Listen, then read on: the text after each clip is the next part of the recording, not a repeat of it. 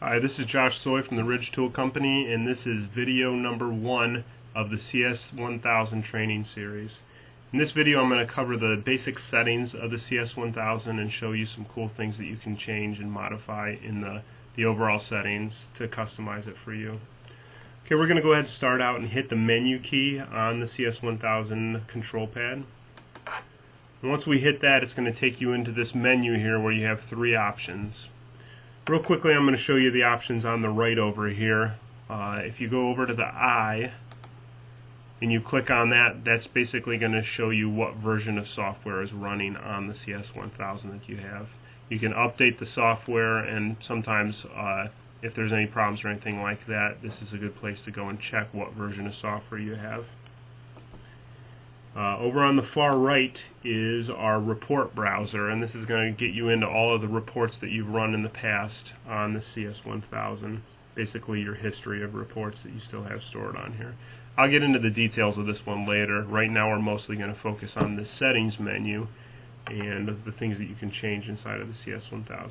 So go ahead and click on the icon that has the wrench and the hammer, and that gives you 6 options underneath there.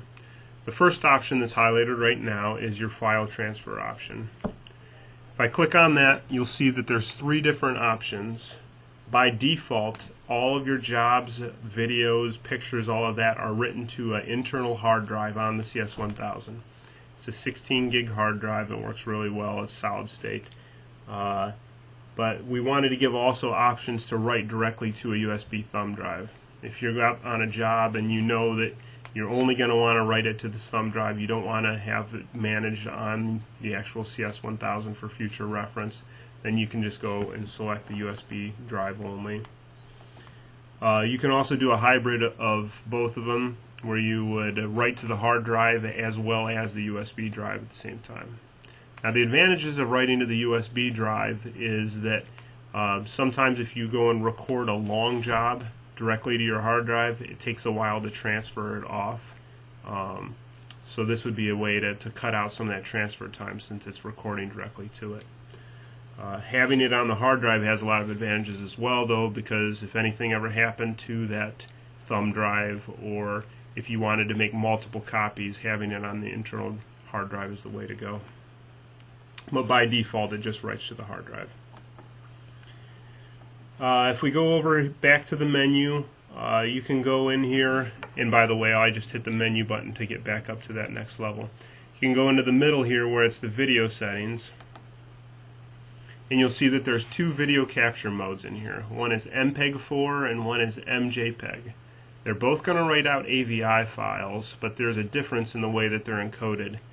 MPEG-4 usually requires the customer to download a codec to be able to play that one.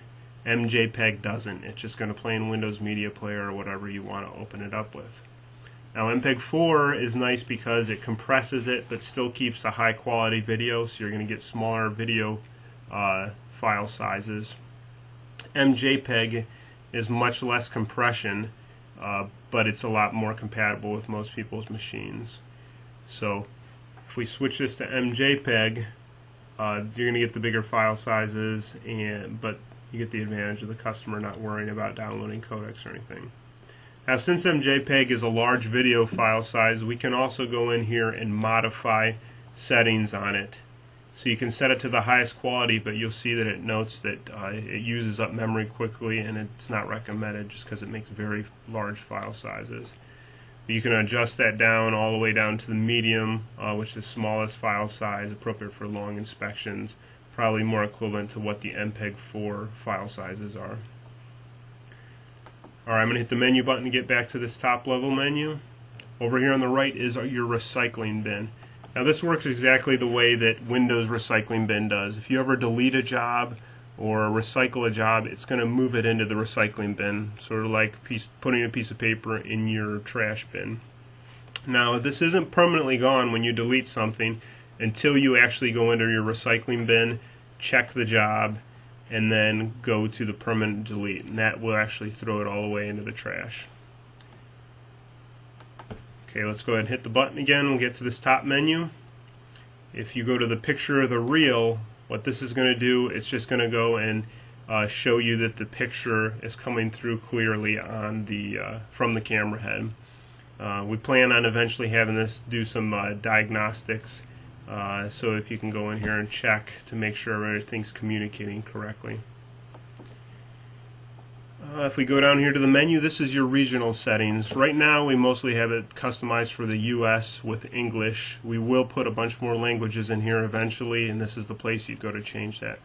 Also, for different regions, they handle their date formats differently, so you can go in here and actually change the format that the date is stored.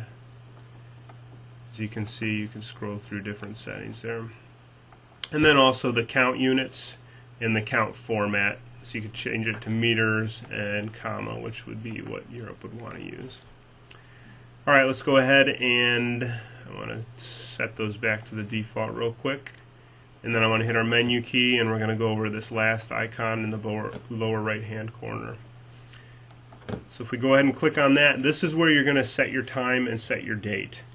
Once you set the time and date, it's going to store it in the machine. You can see that it is 2 days before Christmas right now, and it's 11:03 a.m.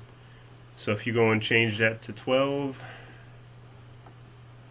which is the actual time right now, and then you go down to save it, that's going to store that with your machine, and you never have to set that one again. So that concludes the quick description of what you see in the settings menu. For video number 2, I'm going to go over an explanation of what you see on your main display screen here. For more information on the full line of Rigid products, visit the Rigid Forum at www.rigidforum.com. Here you'll find over 30,000 industry professionals who give reviews, answer questions, discuss tips and tricks, and just general information. If you scroll down, you'll find a section called Rigid Central, where all the products that have been launched in the last 2 years have a specific section where you can go in there and find information and discuss the products and even ask questions to the Rigid staff.